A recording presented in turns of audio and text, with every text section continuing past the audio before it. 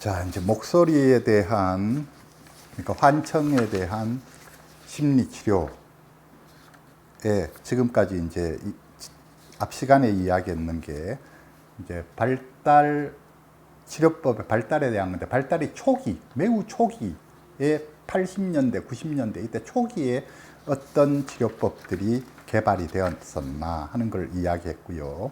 지금 소제목이 어떻게 돼 있나를 제가 쭉 읽어보자면, 방금 이야기했는 게 목소리에 대한 심리적 치료법들의 발달이라는 제목하에 되어 있었고, 그 다음 이제 지금부터 읽을 내용이 목소리에 대한 심리적 개입법들과 관련된 경험적 발견들, 무슨 소리냐면 과학적 연구 결과에 대해서 이야기를 하고, 그 다음에 목소리에 대한 심리적 치료법들의 최근 발달, 그러니까 발달을 초기 발달 이야기하고, 그 다음에 과학적 연구 결과 이야기하고, 최근 어떤 치료법들의 발달이 어떻게 되느냐 이야기하고, 그러고 나서 심리적 치료법들의 지속적인 발달과 관련된 주요 쟁점들 해서, 여기에서 이제 목소리에 대한 심리 치료법들이 앞으로 더 발달해 나가기 위해서는, 발전해 나가기 위해서는 어떤 점을 염두에 둬야 되느냐 해서 총 6가지 염두에 둬야 될 점을 이야기하는데, 심리적 개입법 연구의 첫 번째 과제 해서 전반적인 효과성을 넘어서 치료 과정에 대한 이해로 나아가기라는 소제목이 있고, 그 다음에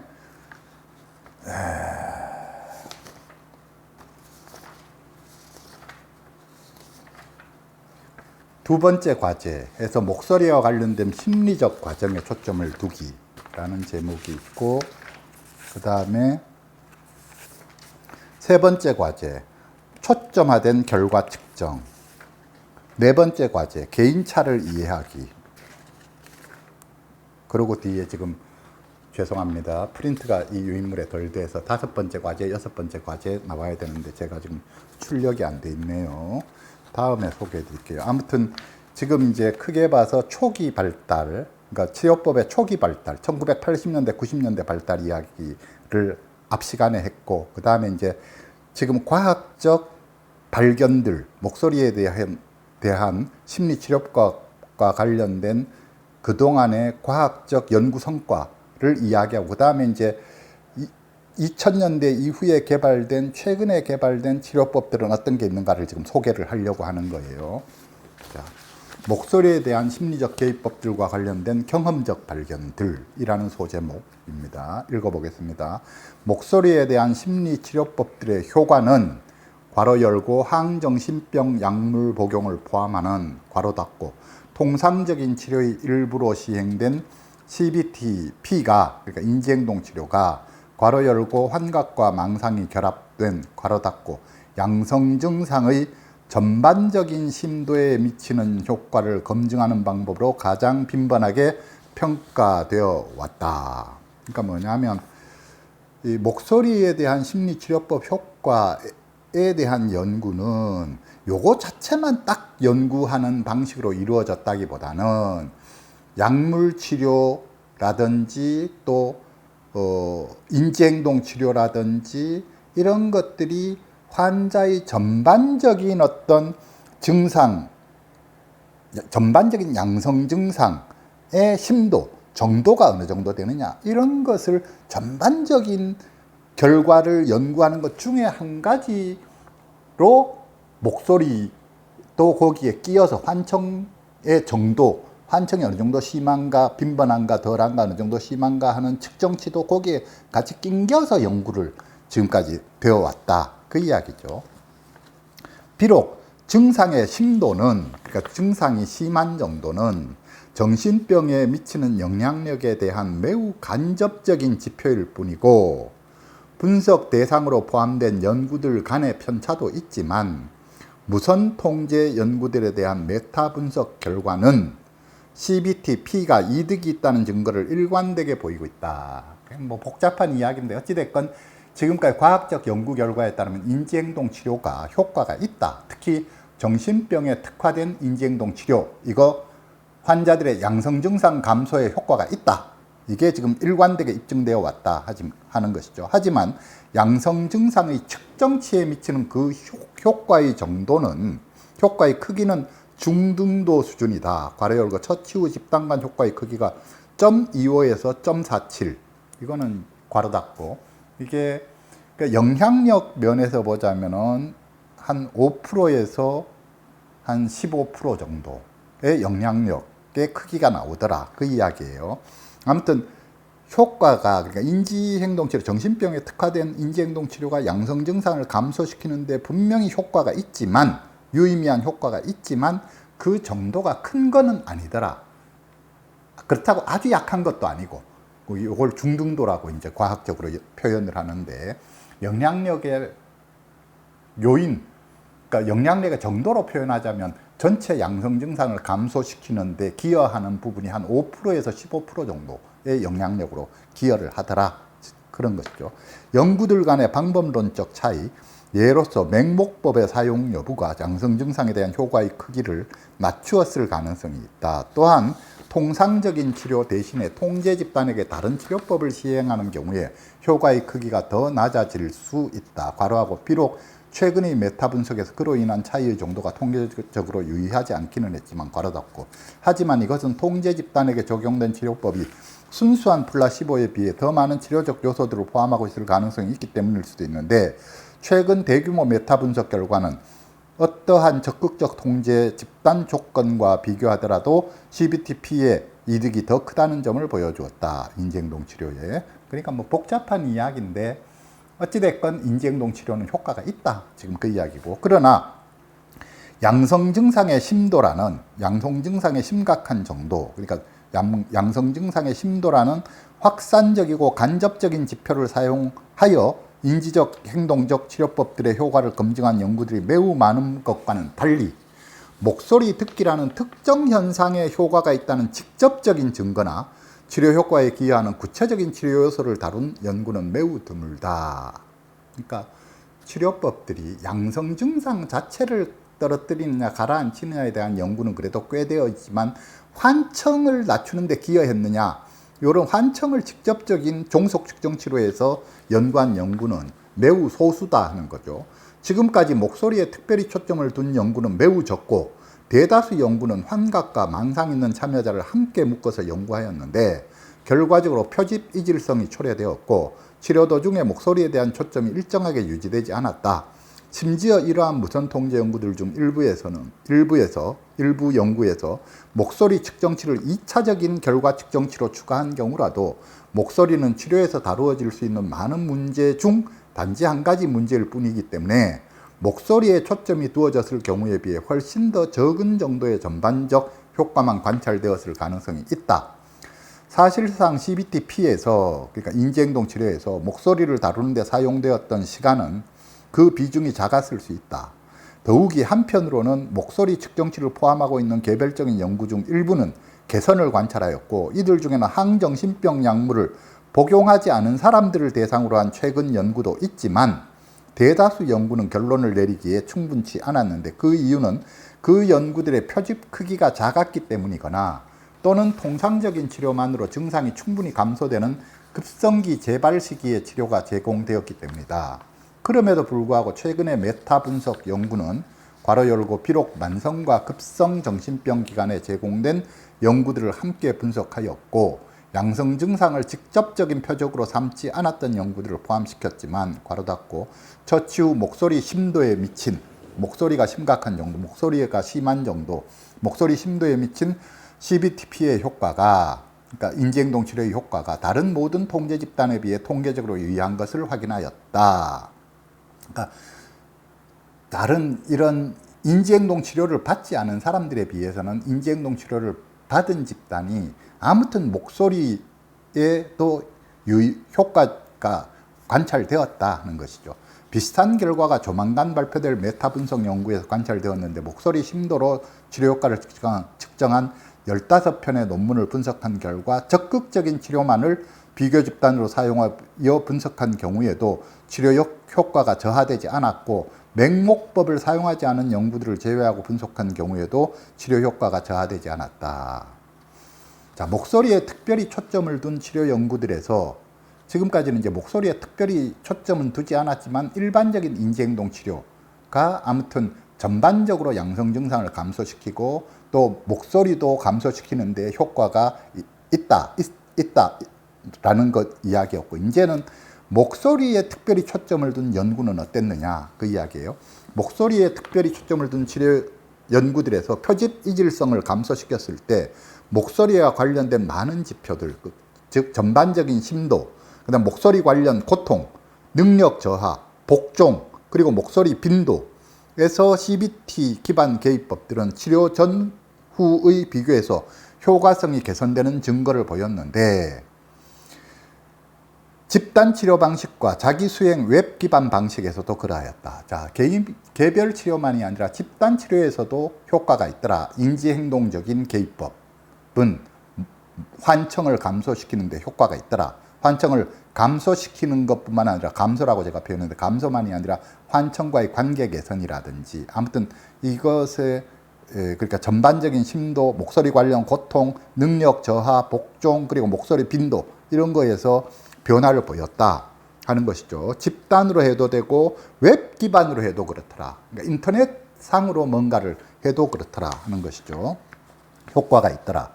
체드윅과 버치우드 모형에 기반한 특정 환청 명령을 사용한 소규모 통제 연구들이 수행되었는데, 통상적인 치료에 비해 해로운 명령 환청에 대한 복종에서 이득이 있다는 것이 관찰되었다. 즉, 이전에는 복종만 하던 사람이 이제 복종을 덜 하게 되었다. 그 이야기죠. 중요하게도 이 연구는 정신병에 대한 모든 CBT 연구 중에서 가장 큰 크기의 효과들 중 일부를 관찰한 연구인데, 이는 모집단과 결과 측정치를 명확히 정의하고 목표와 절차가 분명한 프로토콜을 사용하면 충분한 효과를 거둘 수 있다는 점을 시사해 준다. 대조적으로 이 프로토콜과 수용 전념 치료 방법을 결합한 처치를 친구 되어주기 기반 통제 치료와 비교한 소규모 무선 통제 연구는, 자, 요건 뒤에다 설명할 거예요. 수용 전념 치료가 뭐냐, 친구 되어주기 기반 통제 치료는 뭐냐. 이거는 그러니까 수용 전념 치료의 효과를 알아보기 위해서 그거보다 좀 더 단순한 그냥 단지 친구 되어주기 프로그램을 했는 사람하고 수용 전념 치료 받은 사람 차이를 비교했더니 효과가 있더라. 지금 그 이야기예요. 그래서 수용 전념 치료가 뭐냐에 대해서는 뒤에 말씀드릴게요. 이 프로토콜과 수용 전념 치료 방법을 결합한 처치를 친구 되어주기 기반 통제 치료와 비교한 소규모 무선 통제 연구는 표집 집단에서의 복종의 기저율이 너무 낮았기 때문에 연구 결과에 대한 결론을 내지 못했다. 하지만 명령 환청 프로토콜을 사용한 대규모 다초점 인지치료 시행이 통상적인 연구에 비해 복종과 지각된 목소리의 힘을 감소시킨다는 연구 결과가 곧 보고될 예정이다. 그러니까 복종을 덜 하게 되고, 그 다음에 목소리의 힘에 대해서 저거 별거 없네 라고 생각을 하게 되더라. 겁먹지 않고. 그런 이야기죠. 그 다음 환각 초점 통합 치료의 아까 이제 우리가 소개했던 거 크게 보면 초기의 모델 80년대 개발됐던 걸로 주의분산 기법을 이야기했었고, 헤드폰이나 이런 걸로 음악 소리 크게 듣는 거, 그래 잠시 목소리를 안 듣도록 하는 주의분산 기법 이야기했었고, 90년대에 개발된 걸로 체드윅 버치우드 모델 를 이야기했고, 그 다음에 이제 통합적인 인지 행동 치료 히트라고 하는 것에 대해서 이야기를 했는데, 그 이야기에 환각 초점 통합 치료에 포괄적 접근을 사용한 결과 목소리 관련 고통, 전반적인 정신병 증상들, 우울, 사회적 기능, 그리고 삶의 질에서 개선이 관찰되었으며 추수 측정에서 그 효과가 유지되었다. 이것은 통합적 개입법이 광범위하고 지속적인 이득을 가져다 줄 수 있다는 점을 시사해 준다.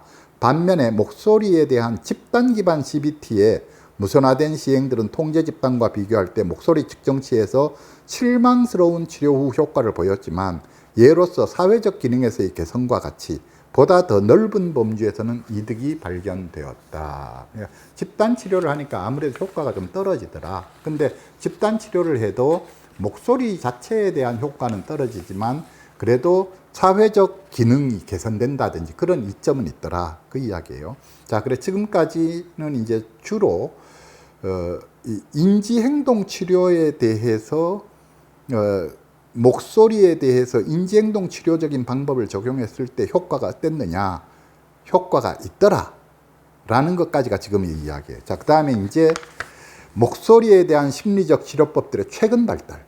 그러니까 과거에는 행동적 치료법, 인지행동적 치료법이 처음에 있었는데 80년대, 90년대, 이제 2000년대 들어서 새로운 치료법들이 나왔다. 어떤 치료법들이 있느냐, 이제 그 이야기예요.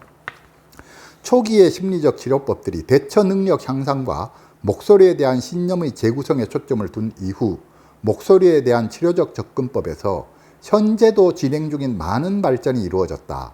이 발전 중 다수가 넓은 범위의 CBT 범주에 속할 수 있지만, 넓은 범위로 보자면 인지행동 치료라고 할 수도 있지만 또한 그 이외의 다른 영향력에 의한 것들도 있다. 심리적 치료법들의 일반적인 추세와 동일하게 한 가지 큰 발전 영역은 수용 접근법과 마음 챙김 기반 접근법을 목소리에 적용하는 영역이다. 이 영역에는 마음 챙김 훈련과 수용 전념 치료가 있다. 이 개입법들은 신념 변화에 초점을 덜 두며 과거의 인지행동 치료는 주로 신념을 변화시키는 데 초점을 뒀다. 근데 새로 개발된 2000년대 이후로 나오기 시작한 마음 챙김 훈련이라든지 수용 전념 치료는 신념 변화에는 초점을 덜 둔다. 대신에 목소리 듣기와 같은 내적 경험과의 관계를 변화시키는 데 더 큰 초점을 둔다. 내적 경험, 과의 자기가 목소리를 들으면서 느끼는 자신의 내적 경험을 변화시키는 데 더 초점을 둔다. 이 이야기예요.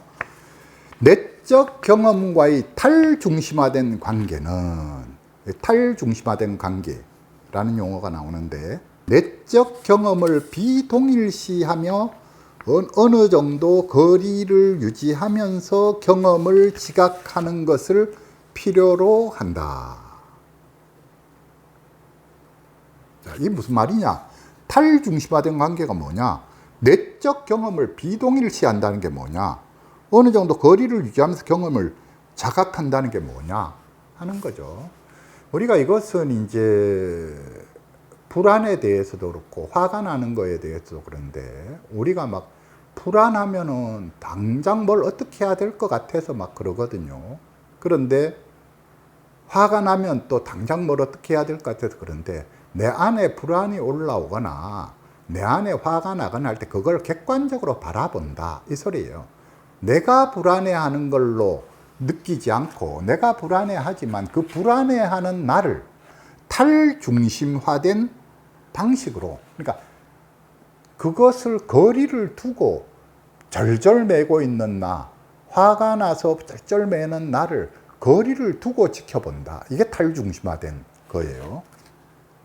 그러니까 우리가, 제가 이제 비유해서 비가 주룩주룩 올 때 그냥 비가 주룩주룩 오는, 비 맞으면서 비가 주룩주룩 오는 걸 하염없이 바라보고 있는 거죠. 이런 것. 이런 비유하자면 그런 것인데, 그 내적 경험을 비동일시하며, 이게 사실은 화라든지 불안이라든지 이런 건 손님이죠. 그 자체가 나는 아니거든요. 그런데 그 손님이라는 점을 알고 손님으로 보는 거죠. 아,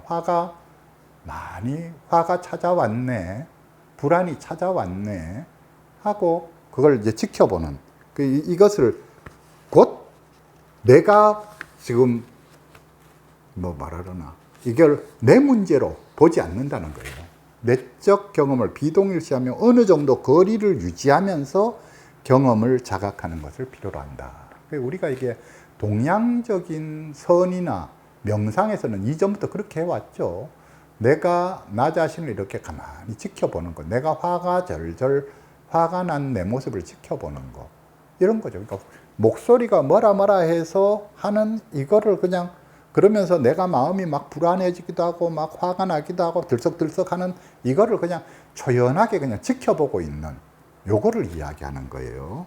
그래서 이 내적 경험을 변화시키는 데 초점을 둔다. 뭐가? 수용 전념 치료. 치료법이라든지 마음 챙김에 기반한 치료법들은 이런 데 초점을 둔다는 거예요. CBTP는 인지행동 치료는 괄호 열고 목소리, 사고, 감정 그리고 행동을 관찰하고 목소리에 대한 대안적인 평가를 개발함으로써 괄호 닫고 사람들이 이렇게 할 수 있도록 돕는 것을 암묵적인 목표로 삼는 데 비해 마음 챙김과 수용 전념 치료는 목소리와 생각 그리고 감정을 지나가는 사건을 대하듯 내버려 두면서 주의를 기울이는 기술을 훈련하는 것을 통해 이것을 직접적으로 촉진한다. 뭔 소리냐? 과거의 전통적인 인지행동 치료는 또는 인지행동 치료에 기반한 접근법들은 자, 목소리에 대한 나의 신념을 변화시키거나 목소리와 나와의 관계에 대한 나의 신념을 변화시키거나 아무튼 이런 그 나의 신념을 변화시키는 데에다가 초점을 뒀는데 이 마음 챙김이라든지 수용 전념 치료는 아무것도 변화시키려 하지 않는다. 내버려 둔다. 내버려 두고 다만 지켜본다. 다만 지켜보도록 한다. 자, 목소리가 들릴 때 자신에게 어떤 마음이 일어나는지 다만 지켜보도록 한다. 그 이야기예요. 마치 지나가는 사건을 대하듯이 나의 감정을 마치 지나가는 사건, 어떤 내 앞에서 어떤 상황이 벌어지고 있는 걸 내가 그냥 관찰하고 지켜보고 있듯이 나의 감정도 그냥 다만 관찰하고 지켜본다. 이것이죠. 그래서 목소리와 생각, 목소리에 대해서도 이런 소리가 들리네 하고 그냥 다만 그냥 지켜볼 뿐, 나한테서 어떤 생각이 떠오르는 것도 이런 생각이 떠오르네 하고 그냥 다만 생각이 흘러가도록 내버려 두면서 다만 지켜볼 뿐, 이런 것이죠. 목소리에 대해서도 그냥 듣고 이런 소리가 들리네 하고 그냥 무심코 그냥 듣고 있을 뿐, 나의 생각도 그냥 생각나는 대로 내버려 두고 그냥 다만 지켜볼 뿐, 그리고 나의 감정도 그냥 다만 지켜볼 뿐, 이렇게 지나가는 사건을 대하듯 내버려 두면서 단지 주의를 기울인다. 단지 거기에 관심을 두고 지켜본다. 주의를 기울인 것을, 이런 기술을 훈련하는 것을 통해 이것을 직접적으로 촉진한다. 이것은 목소리에 대한 신뢰 가능성 저하와 같은 변화를 가져올 수 있다. 뭔 말이냐면 다만 지켜볼 뿐하고 지켜봤더니 목소리에 대한 신뢰 가능성이 저하된다.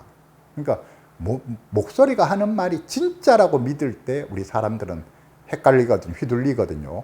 목소리가 너 지금 큰일 나서 할머니 돌아가셨어 하니까 이제 애가 엄마한테 할머니 돌아가셨대 빨리 전화해봐. 목소리가 하는 말을 진짜라고 믿기 때문에 그런 말이 나오는 거거든요.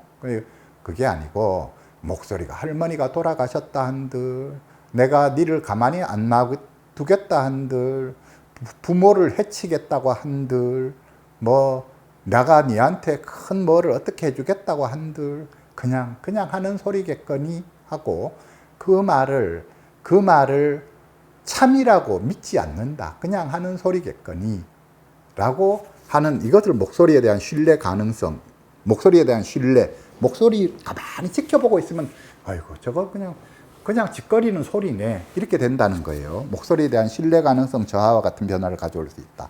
아직까지 무선 통제 연구들을 통해서 확보된 치료 후 집단 간 차이에 대한 정보가 불충분하기는 하지만 정신병에 대한 수용 치료법과 마음 챙김 기반 치료법에 대한 최근의 메타 분석 연구는 양성 증상, 음성 증상, 정서 증상, 그리고 삶의 질과 기능에 대한 측정치들에서 치료 전에 비해 치료 후에 개선이 있음을 확인하였다.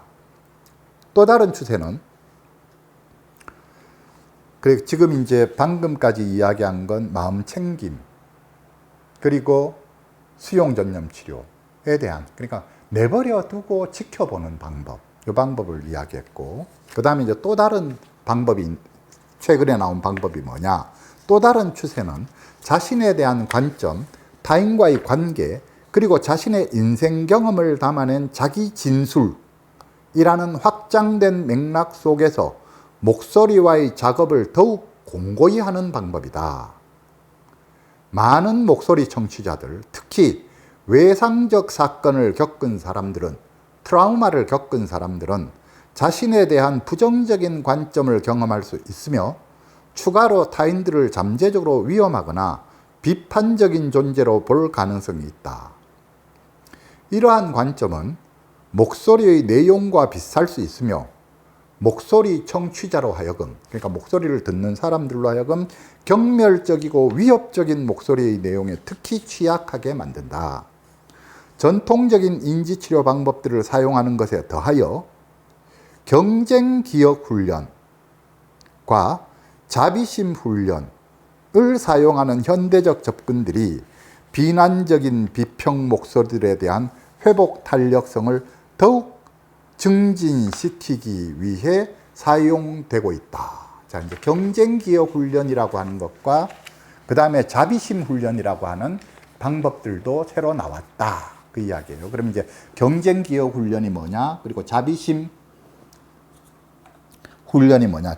자비심 증진 훈련이 뭐냐? 이제 그거를 이야기할 차례죠. 잠깐만요.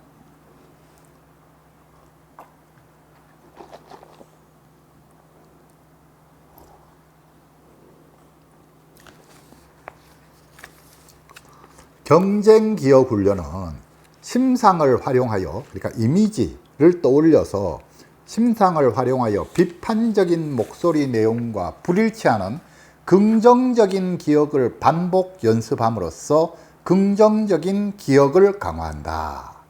목소리 청취자들의 경쟁기억 훈련에 대한 초기의 무선 통제 연구는 지각된 목소리의 힘과 목소리 수용에서의 변화를 매개 변인으로 하여 우울이 감소한다는 것을 발견하였다. 자, 무슨 소리냐면 이 목소리가 주로 본인을 비난한단 말이에요. 너는 아주 형편없는 놈이야, 쓰레기 같은 놈이야, 살 가치가 없는 놈이야. 계속 이렇게 하면 반대되는 기억을 찾아낸다. 생생하게 내 이미지로서 내가 좋은 사람이라는 이미지를 찾아낸다. 찾아내서 예를 들자면 내가 뭐 열심히 노력해서 뭘 성취했던 적이 있었다, 상을 받았던 적이 있었다라든지 많은 사람들한테 박수를 받았던 적이 있었다라든지 정말 신나고 좋았던 시절이 있었다라든지 자신의 지금 현재 자신이 지니고 있는 좋은 점은 이런 거야라든지 좋은 것들을 가지고 그 이미지들을 생생하게 만들므로써 더 그 이미지를 구체화시키고 생생하게 만들어서 목소리가 너는 쓰레기 같은 놈이야 라고 할 때 아니야 라고 하면서 내 안에서 이미지를 강력하게 또 올린다. 이렇게 해서 이게 이렇게 된다. 그럼 평상시에 뭐 해야 되느냐? 상담실에 왔을 때 이 목소리에 대항할 수 있는, 경쟁할 수 있을 만한 이 이미지의 심상을 더 구체화하고 더 또렷하게 만드는 작업을 상담자하고 같이 한다.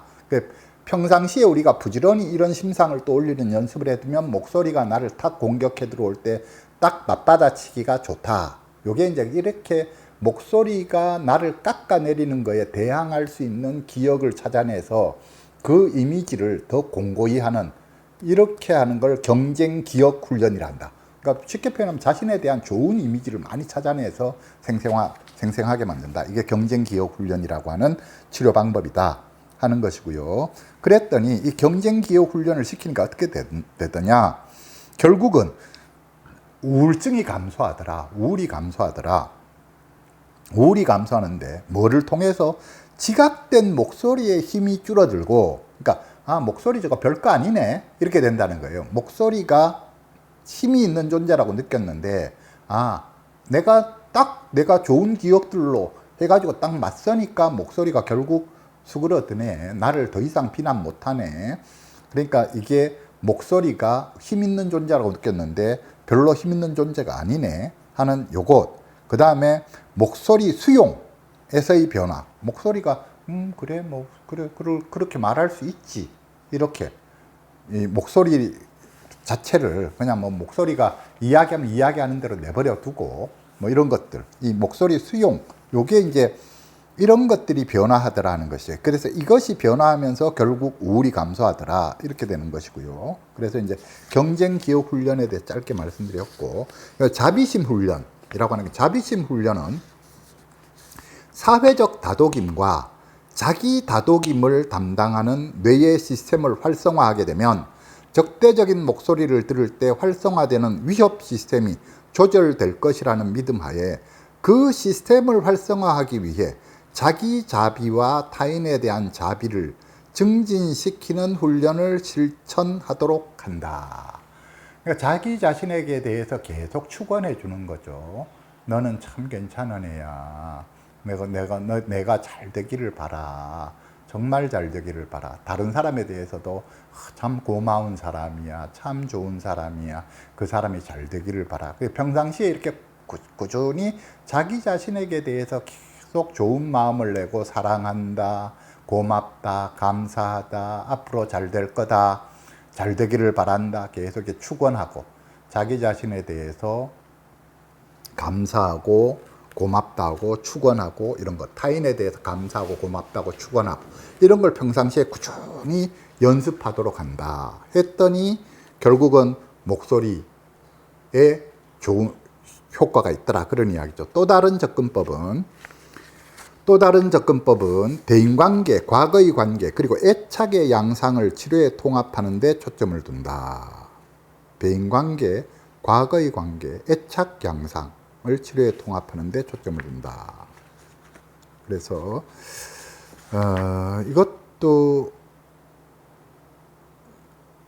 그 다음에 최근의 혁신적인 접근법은 컴퓨터 생성 아바타의 발전인데 이것은 개인이 자신의 환청 경험에 대해 서로 다른 반응들을 연습할 수 있도록 돕기 위해 치료자가 목소리 역할 연기를 할 수 있도록 해준다. 치료자가 아바타를 사용해서 목소리 역할 연기를 한다 하는 것이죠. 이 치료법에 대한 예비적인 무선 통제 연구는 전반적인 목소리 심도와 목소리의 지각된 힘과 악의가 통상적인 치료에 비해 감소되는 것을 보여주었다.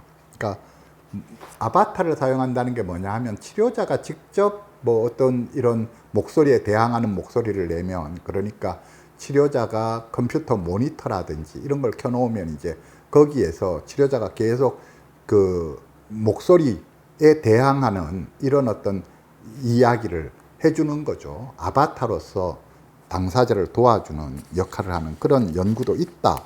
그런 치료법도 개발이 되었다는 거죠. 컴퓨터가 발달되다 보니까. 한편 목소리 듣기 운동, 히어링 보이스 무브먼트, 목소리 듣기 운동으로부터 유래된 치료법이 발달하였는데 이것은 지나간 인생 경험의 맥락 속에서 목소리의 의미를 찾는 것이 중요하다는 점을 꾸준히 강조해 왔으며, 그러니까 목소리의 의미를 반드시 그 인생사하고 목소리의 의미가 관계가 있다 하는 거예요. 목소리는 인생사하고 반드시 관련이 있다. 그 의미가 뭐냐? 그러니까 목소리가 찾아온 이유가 있다는 거예요. 그 사람한테서 찾아온 이유를 알아내야 된다. 그래 강조해 왔으며, 목소리와 과거 경험 간의 관계를 탐색하는 체계적인 질문을 갖추고 있고, 치료자는 치료 시간에 목소리 청취자를 통해 목소리에게 직접적으로 말을 건네고 질문을 한다. 자, 직접적으로 말을 건네고 질문할 수도 있고, 목소리 듣는 목소리 청취자를 통해서 간접적으로 대화를 할 수도 있고, 하여튼 목소리하고 대화를 시도한다 그 이야기죠. 고통스러운 목소리를 듣는 사람들을 대상으로 현재 수행 중인 무선 통제 연구들 중에서 본 연구의 저자들이 주목하고 있는 연구들로는 마음챙김 기반 CBT 집단, 아바타 치료, 목소리의 관계적 측면에 초점을 둔 개입, 그리고 목소리 경험에 대한 이해를 증진시키고 함께 공유하는 데 초점을 둔 동료 시행 개입이 있다. 아무튼 이 연구팀에서는 내지는 이 학회에서는 앞에 쭉 소개한 방법들 중에서 마음챙김 기반 CBT 집단, 아바타 치료, 목소리의 관계적 측면에 초점을 둔 개입, 그리고 목소리에 대한 경험을 증진시키고 함께 공유하는 데 초점을 둔 동료 시행 개입 같은 데 관심을 두고 있다. 그걸 지켜보고 있다. 이런 이야기고. 이외에도 CBT-P를 적용한 대규모 무선 통제 연구들, 난치성 정신병에 대한 수용 전념 치료, 그리고 정신병에 대한 외상 초점적 개입 연구는 목소리에 미치는 효과를 포함시킨 연구 결과가 곧 발표될 예정이다.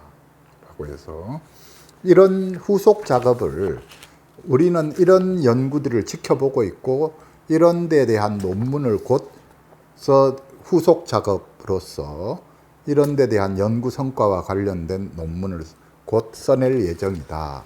이런 이야기죠. 그래서 지금 오늘 이야기했는 내용은 환청에 대한 심리적 치료법에 대한 논문인데 국제 환청 연구 컨소시엄, 이래서 International Consortium on Hallucination Research라고 해서 전 세계적인 정신과 의사와 심리학자들을 비롯한 이제 전문가들의 이 단체인데 환청에 대한 심리 치료에 관심이 있는 내지는 환청에 관심이 있는 국제 환청 연구 컨소시엄이니까 환청 연구에 관심이 있는 학자들의 모임인데 그 중에서 이제 심리 치료가 과연 환청에 효과적이냐, 그래서 심리 치료에 대한 이거를 이제 심리 치료, 환청에 대한 심리 치료에 대해서 그 심리 치료의 발달 역사와 이것이 과연 효과적이냐 하는 거를 이제 점검한 그런 리뷰, 문헌 검토 연구죠. 그래서 그걸 발표했는데 목소리에 대한 심리 치료법들이 어떻게 발달해 왔는가 하는 걸 간단히 나누어서 초기 단계인 1980년대와 1990년대에는 행동적 치료법과 인지행동적 치료법이 개발되었었다 이야기였고, 행동적 치료법이 대표적인 게 주의분산 기법, 그러니까 그 환청이 들릴 때 더 큰 다른 소리, 음악이라든지 이런 거 크게 틀어놓고 듣게 함으로써 주의가 음악으로 가게 해서 환청을 안 듣게 한다. 벌떡 일어나서 몸을 움직여서 막 움직임으로써 주의가 다른 데로 내가 분산시켜서 환청이 안 들리게 한다. 이게 1980년대 개발된 행동치료 기법이에요. 주의분산 기법이라 하는데. 근데 이거는 저도 이제 제가 쓴 정신분열병과 가족이라고 하는 책, 한 20여 년 전에 썼던 책, 초기에 제가 막 가족분들한테 교육하고 할 때 저도 이 주의분산 기법으로 가르쳤어요. 당시에 책들에 그렇게 되어 있었으니까. 그래서 제 정신분열병과 가족이라는 책에 보면 환청 들릴 때 그렇게 하라라고 제가 소개해 주고 있어요. 그런데 이 방법은 사실 효과가 좀 많이 떨어진다 하는 거예요. 왜냐하면 이제 환청이라고 하는 거는 반드시 찾아온 이유가 있기 때문에 지가 하고 싶어 하는 말이 있어요. 그 말 들어주기 전까지는 집요하게 찾아와요. 피할 방법이 없어요. 이렇게 피한다고 피해지는 게 아니다. 잠시 음악 들으면서 피할 수 있지만 반드시 찾아오기 때문에 들을 수밖에 없다 하는 것이죠. 그래서 주의분산 기법은 그렇고, 그 다음에 이제 1990년대에 들어서 인지행동적 접근법들이 나왔는데 가장 대표적인 게 하나가 체드윅 비치 워드 모델이라고 해서 이것은 환청에 대한 나의 신념, 환청을 어떤 존재로 보느냐, 환청이 어느 정도 힘이 있다라고 느끼느냐, 뭐 등등, 이게 또 이런 식의 이 환청에 대한 나의 신념을 바꾸는 데 초점을 둔 개입법이고, 그 다음에 이제 이후에 나온 이제 인지행동 치료법들은 이제 환청과 나와의 관계에 대한 이런 신념을 이제 바꾸는 데 초점을 둔 그런 이제 인지행동적 치료법들이 나왔는데, 선행 연구 결과들을 쭉 살펴봤더니 이 치료법들이 효과가 있더라. 안 받는 것보다는 받는 게 효과가 있더라. 이렇게 됐고, 그 다음에 이제 2000년대 이후에 나온 최신 치료법들에 어떤 게 있느냐 했을 때 가장 대표적인 게 마음 챙김 훈련하고 수용 전념 치료 쪽 계열이 있는데, 이쪽은 환청이 들리면 들리는 대로 그냥 묵묵하게 듣고 있으면서 나의 변화를 지켜봐라. 내 감정이 어떻게 움직이는지 등등 이렇게 지켜보도록 하는 이런 개입법들, 마음챙김 훈련이라든지 수용 전념 치료 계열이 있고, 그 다음에 이제 자비심 훈련 쪽에 계열이 있다. 계속해서 나를 축원해주고 다른 사람을 축원해주고, 그래서 내 마음에 좋은 마음이 많이 올라오면 이거 자체가 긍정적인 영향을 미쳐서 환청에도 긍정적인 영향을 미친다.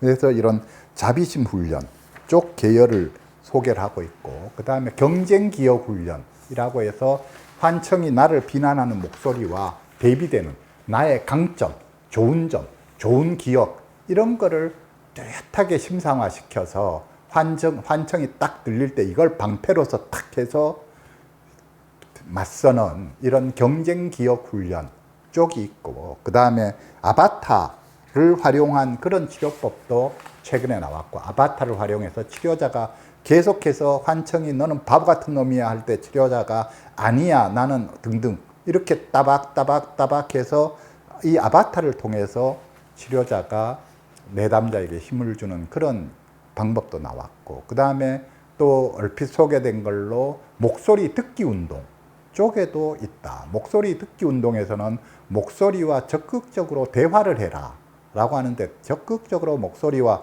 대화를 하고 상담실에서도 상담자도 이 목소리와 적극적으로 대화를 해요. 간접적으로 목소리 청취자에게 지금 목소리가 니한테 뭐라 하는데, 그래서 그러면 내가 지금 니한테 하는 말을 듣고 목소리가 어떻게 하는데 하고 이렇게 목소리한테 이렇게 좀 이야기 좀 전해줄래요? 이야기하고 이렇게 목소리를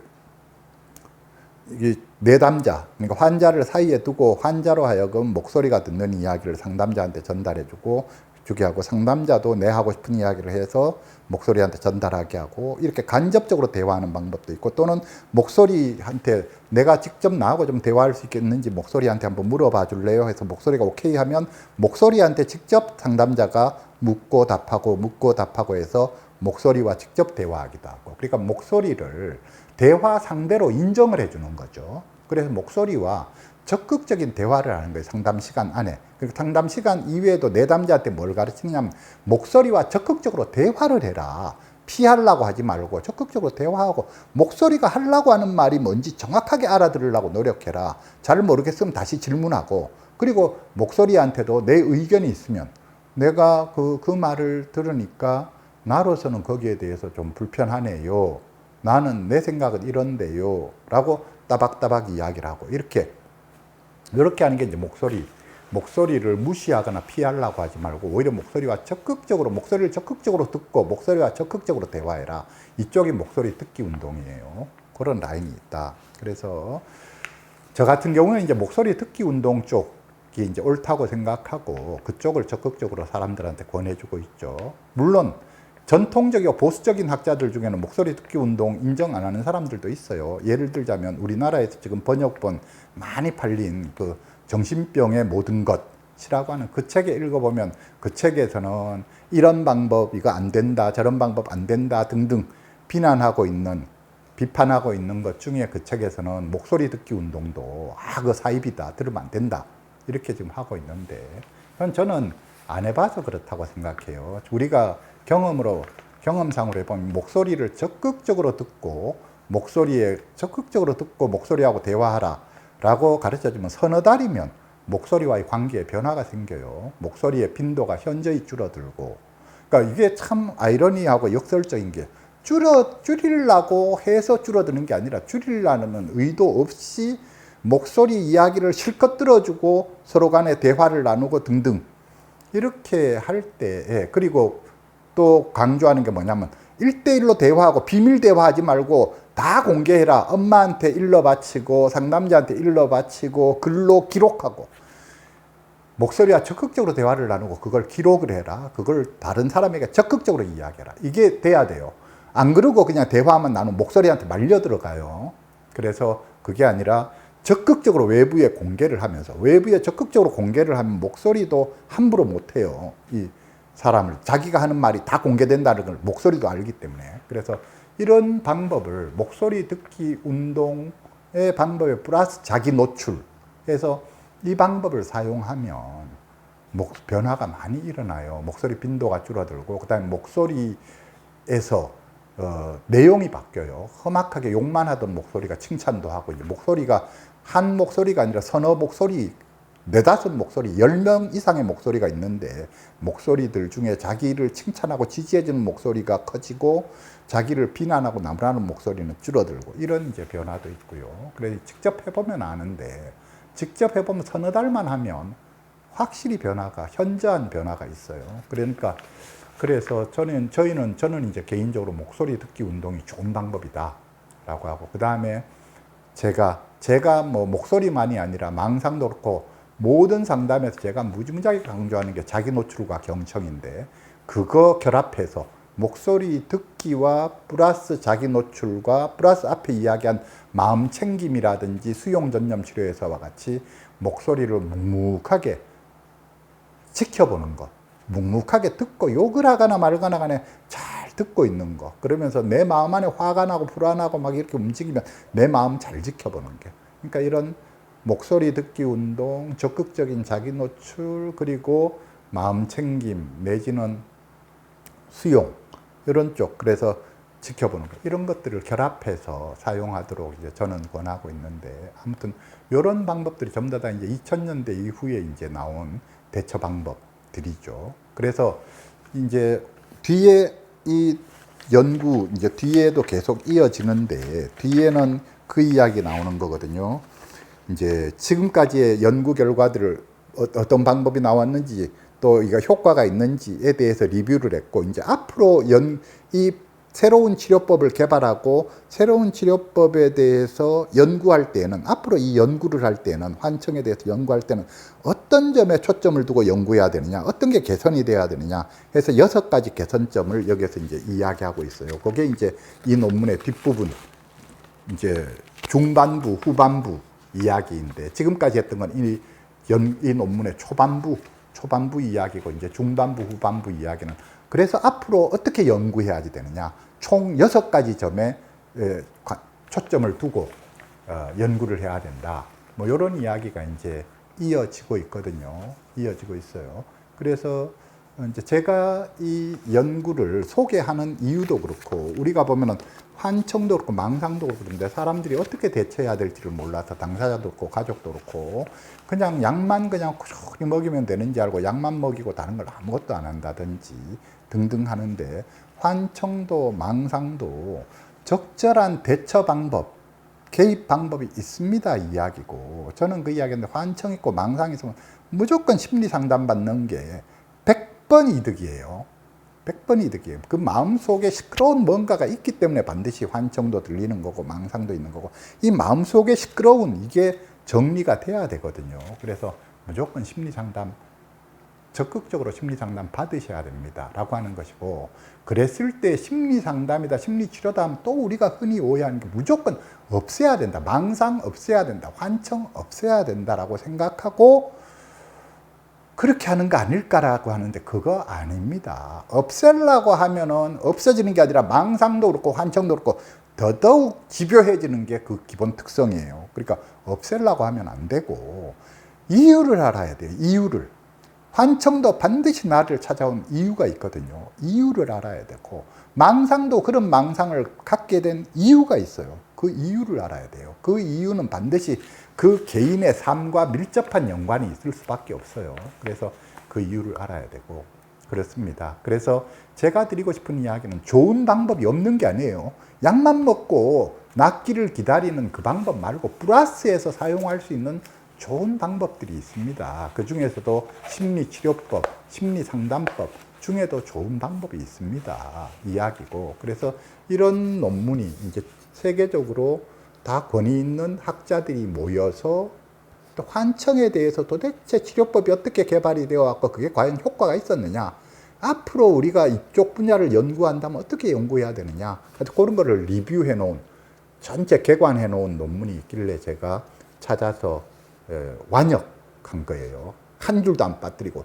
그대로 번역한 거예요. 완역을 해서 지금 오늘 그 앞부분을 읽어드렸는데, 이게 논문이다 보니까 아무래도 그냥 읽기에 좀 어려워요. 읽으면 좀 어렵기는 한데, 지금 그래도 저는 이제 우리 줌에서 제 수업 쭉 들으시는 분들이 이제 이런 논문을 이해하실 수 있는 정도가 되지 않을까 싶어서 어려운 글이지만 한번 그래도 들으시면 도움이 되실 거라 생각해서 오늘 읽어드렸습니다. 그럼 오늘은 여기까지 하고 마치겠습니다. 네, 감사합니다.